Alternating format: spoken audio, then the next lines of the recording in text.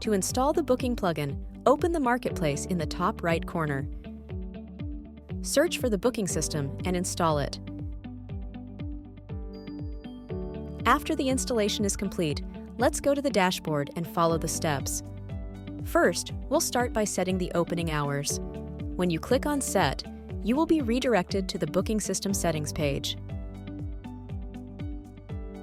Specify the global opening hours, in our case 11 a.m. to 10 p.m. There are many more options for configuring the booking system.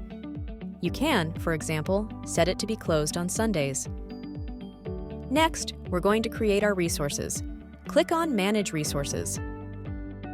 Each resource we create has its own calendar. A resource can be a car, a room, or anything else. For our purpose, we will now create several tables. Let's go to Edit the app and create a booking element. The booking element is a widget that allows users to book our resources. Click on Creation Mode and scroll down to Plugins. Expand the Reservation and Booking System group. There are several elements here, each of which should be used in a specific scenario. Use the predefined booking if you offer a service with a fixed duration. For example, a massage for 60 minutes. Use the flexible booking if you are letting out a rental. For example, you rent out a room for $90 per day. In our case, we can use the third option, Reservation. In this element, the user will not be able to select the resource. A resource, which is a table, is assigned automatically. Define a title and a description and select an image. Now, click on the Resources tab and select the resources that you have previously created. There are various other options you can explore. Click on Add to create the widget. Next, let's review our checkout process by clicking on Rules and Payment Methods.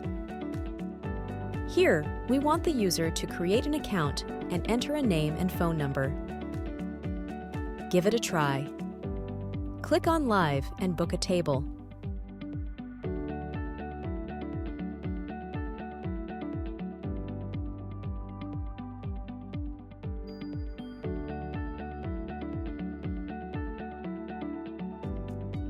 To view the bookings, we can either use the workstations or access the calendar directly. Workstations are devices with which you can log in, for example on a tablet in the restaurant, and always have the calendar open and handy. Now let's access the calendar and view our booking. At this point, we can cancel the booking or add absences for certain tables.